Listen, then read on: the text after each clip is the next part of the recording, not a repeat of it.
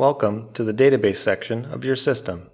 This is where you're going to access all of your contacts, companies, and any forms that you create.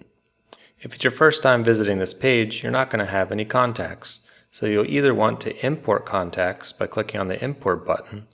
This allows you to upload a CSV file to upload your contacts from another system. Or you can create contacts manually by clicking on the Create Contact/User button.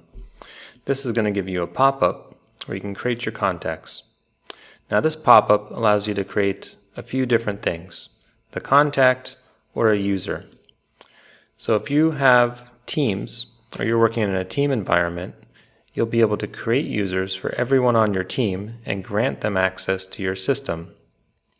Now if you're using membership sites, you'll be able to create users for your membership sites here as well.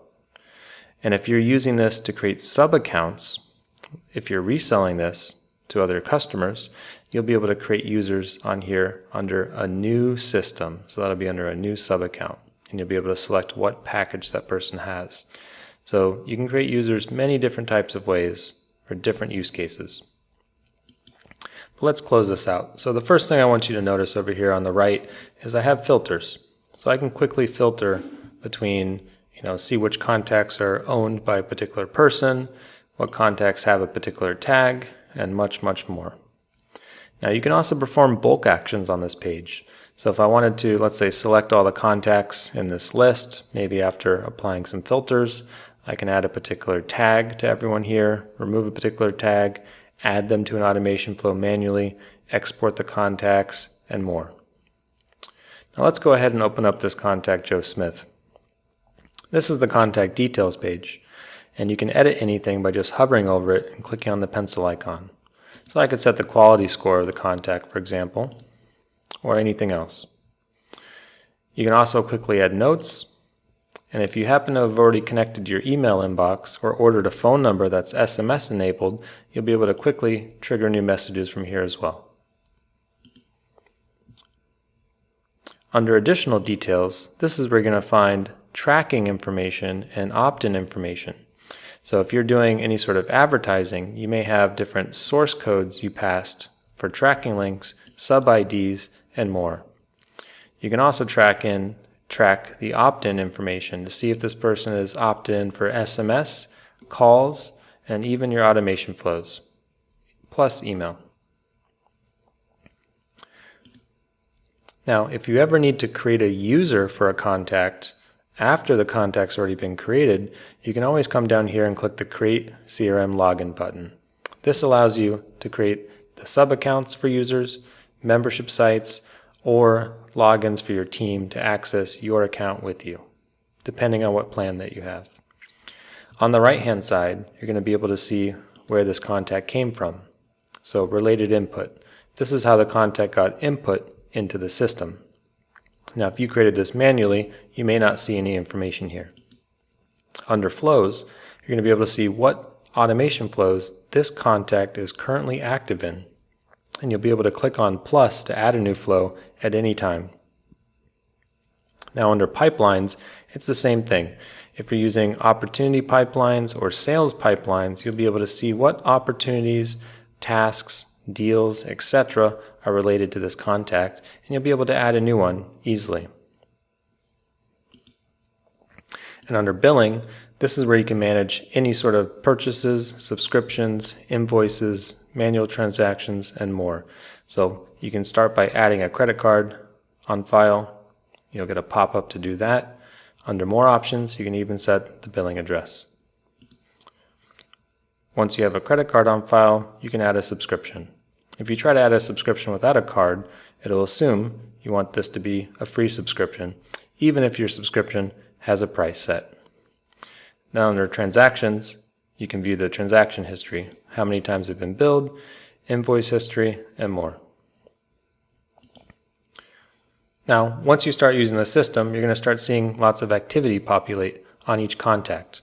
Every time you add a note, send an email, SMS, a form is submitted, automation flow is run, you're going to see a list of all this activity here in the middle.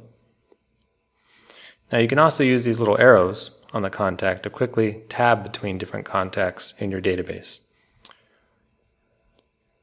Now let's explore the forms.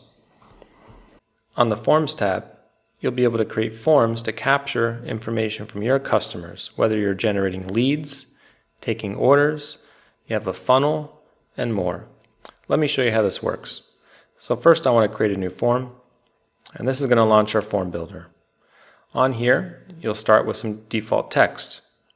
Now if you're using this form in the web designer, you can actually just delete this text, because in the web designer, you'll be able to add custom text blocks and you'll actually get more formatting and style options. But for this example, I'm just going to leave this here and I'm going to edit this. So I'm going to hover over it and click on the settings gear. And this is going to launch the text editor. So in here, I'm going to say request more information. And I'm going to go ahead and remove this text below it. So that looks good. I'm going to click Save. Next, I can start dragging different fields onto my form. Now we have another video that goes into more detail on how to use the form designer. But let's go ahead and start with this. I'm going to go ahead and click Save. I'm going to give this a new name, request info form, and click Save again. Now my form has been created. I can click the preview button and launch this form. Now the first thing I want to do is try filling out this form. So I'm going to type in Adam Smith me@me.com. There we go. So once I submitted this form, you'll see it says you've successfully submitted your information. And now I may want to change that message. So to do that, I can go back into the form builder. And I'm going to want to click on Settings. Under Settings, I'll be able to change the title and description of my form for SEO purposes, and I can also control what happens after this form is submitted. Currently, it shows a message, and this is the message that we just saw. So here, I could update this message, or I can change it to redirect to another URL. Maybe I want to redirect the user to a thank you page, an upsell page, or more. On here, you have a bunch of different options from themes, form width, and even the opt-in settings after someone fills out your form. Let's go ahead and leave this as is for now, and I'm going to click Close. Now I'm going to exit the form designer. And now back in my database under Contacts, we're going to see that new contact that was just created when I filled out this form. So I'm going to click on Adam Smith now. Now you can see this contact was created from the form named Request Info Form. And it has the email address and phone number that I entered. Under the Forms tab, I'll see the form that was just submitted. I can click on the pencil to see what was submitted, or even update the values. Now one thing that you'll notice is that when the form was filled out, the only thing that happened was a contact was created and the form submission was saved. But I may want to hook this form up to an automation flow. So now that I created my form and I tested that it's working, I want to go ahead and go into Tracks. Under Tracks, I'm going to see the new form that I made, Request Information Form. And now I'm going to want to trigger a new flow. This is where you can hook it up to custom automation. This is also where you can go to grab the link to your form if you want to use that in an email, or I can click on this little code icon to get integration instructions. So if I already have a website, such as a WordPress blog, I can copy and paste this code and drop it into my website. Now we actually also generate custom API documentation for you as well.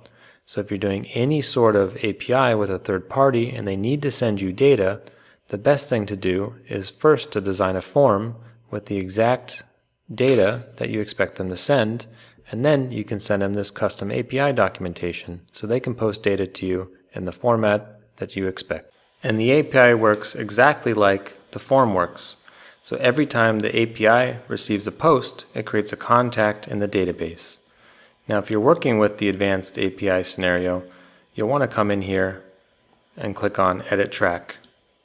This is where you can go under and click on API permissions, and you'll be able to set the API permissions for this API endpoint. By default, the form can only create data with a public key. If you want to enable reading, updating, and deleting of your form submissions, you'll want to turn off the public key auth and generate a secret key. So now that we went over the tracks and how the forms show up on your tracks, and the database section, and how you can create contacts, companies, and forms, and how those forms create contacts in your system, it's time for you to dive in and start using your database.